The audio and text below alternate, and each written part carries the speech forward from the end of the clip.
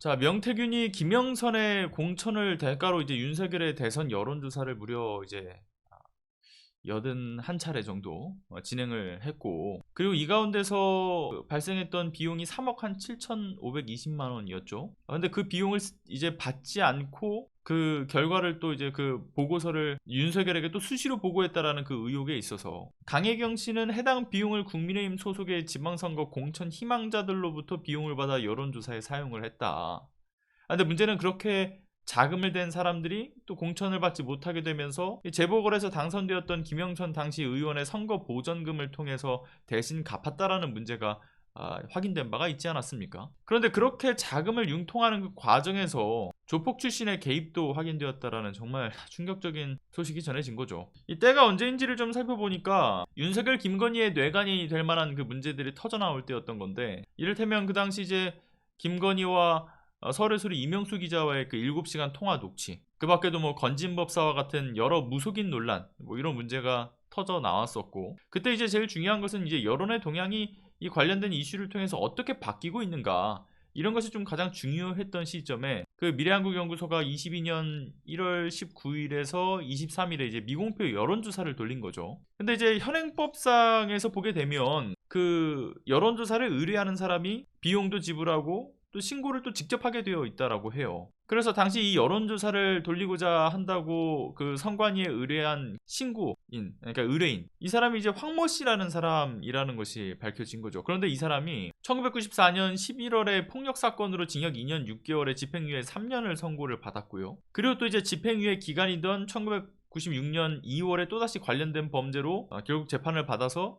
실형 1년 6개월을 선고를 받습니다. 그런데 단순히 이러한 폭력 전과에 대한 문제가 다가 아니라 96년도에 선고를 받던 당시의 판결문의 내용이 핵심이거든요. 폭력 전과자 10명과 함께 무슨 뭐 파라고 해가지고 폭력 조직을 구성을 했고, 그렇게 이제 마산 합성동과 이제 오동동 일대를 중심으로 해서 뭐 사채, 도박, 뭐 유흥업소 이런 것들을 경영해서 각종 이권에 개입을 하고 폭력을 일삼아 온 자다 라고 그렇게 판결문에 기록이 되어 있는 거죠. 근데 이 사람이 지금 뭘 하고 있나를 봤더니만 경남의 또 그 지역의 한 체육회 협회장을 맡고 있다라는 거예요. 근데 결국은 윤석열이 불법적으로 여론조사를 제공받고 그렇게 제공받은 뒤편에서 자금을 댄 사람 중에는 뭐 현역일지 아닐지는 모르겠습니다만 어쨌든 조폭 출신으로서 폭력 전과가 있는 사람까지 연결되는 그러한 소식이 확인된 거죠. 당 사자인 황 씨의 경우에는 뭐 본인이 신고를 한 적도 없고 비용을 댄 적도 없다라고 주장을 하지만 이미 이렇게 이제 서류상으로도 확인이 되는 거고, 그리고 명태균 씨의 측근으로서 이제 미래한국연구소에서도 일을 했었던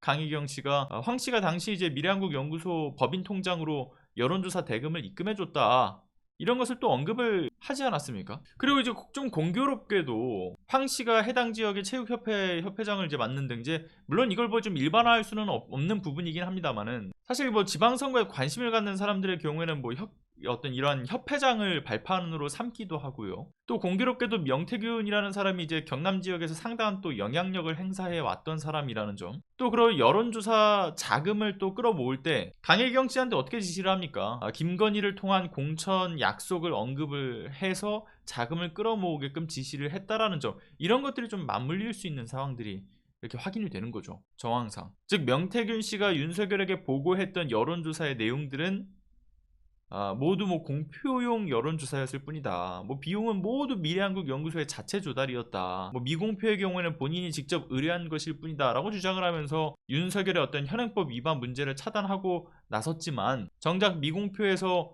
조폭 출신이 자금을 대고 의뢰인으로 신고를 한 점이 확인되면서 또다시 해명의 허점이 드러난 거죠. 물론 이러한 그 해당 여론조사의 결과가 윤석열에게 보고가 되었는가, 그 보고된 보고서들 중에서 하나인가, 또 이제 조폭 출신 황 씨가 무슨 이유로 자금을 댄 것인가, 뭐 이런 것들이 아직 구체적으로 특정이 되지는 않았습니다만, 중요한 것은 이제 엊그제 뉴스타파에서 단독 보도했던 내용이 또 어떤 게 있었습니까? 윤석열 캠프의 정책 총괄 지원실장으로 있었던 핵심 참모 중 한 사람, 신용환 전 서원대 석좌 교수의 그 폭로와 증거 문건에 따라서 대선 당일에까지도 윤석열 캠프에서 이 명태균에 의해서 만들어진 미공표 여론조사의 보고서를 받아 회의를 했다라는 점을 고려해보면 해당 보고서도 캠프에서 활용이 되고 또 윤석열에게 보고되었을 가능성에 무게가 실리는 정황인 거죠.